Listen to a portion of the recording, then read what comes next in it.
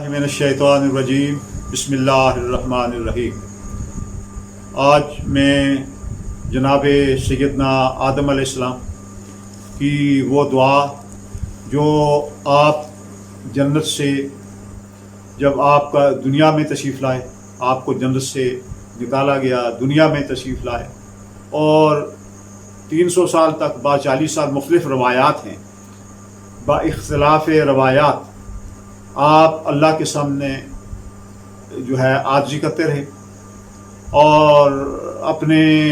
جو لغزشیں ہیں کہ اللہ کے حکم کی نافرمانی مجھ سے ہوئی ہے، مائی حوا اور جناب آدم علیہ السلام، تو اس پر یہ انہوں نے اللہ تعالیٰ سے اپنے جو ہے اس کا اعتراف کیا کہ ہم نے اپنی جانوں پر ظلم کیا، ہم سے زیادتی ہو گئی۔ اللہ نے حکم دیا ہوا تھا یہ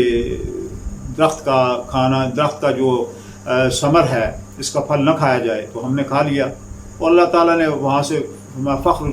وہاں سے آپ نکل جائیں دنیا میں، اور دنیا میں آپ وہاں سے جنت سے یہ اس زمین میں ہوا کو آدم سے بھیجا گیا۔ تو اس وقت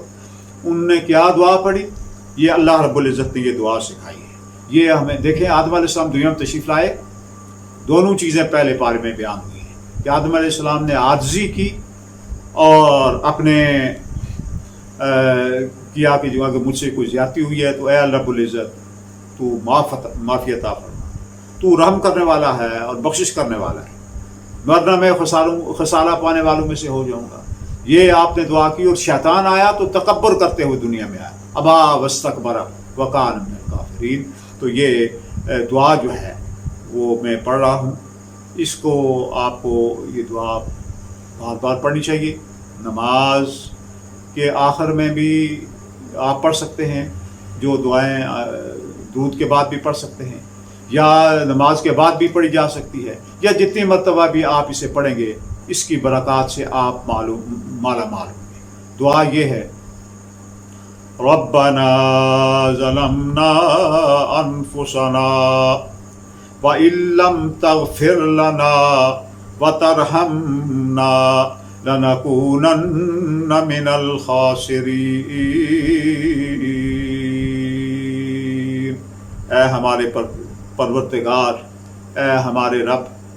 ہم نے اپنی جانوں پر ظلم کر لیا، ہم سے زیادتی سرزد ہو گئی۔ اگر آپ نے ہمیں معاف نہ کیا اور ہم پر رحم نہ کیا تو ہم نقصان اٹھانے والوں میں سے ہو جائیں گے۔ تو اللہ تعالیٰ سے اس میں معافی بھی ہے، اللہ سے مغفرت کی بھی درخواست ہے، اور اللہ تعالیٰ سے رحم و کرم کی بھی درخواست ہے۔ اس کو اپنی زندگی کا معمول بنانا چاہیے، اور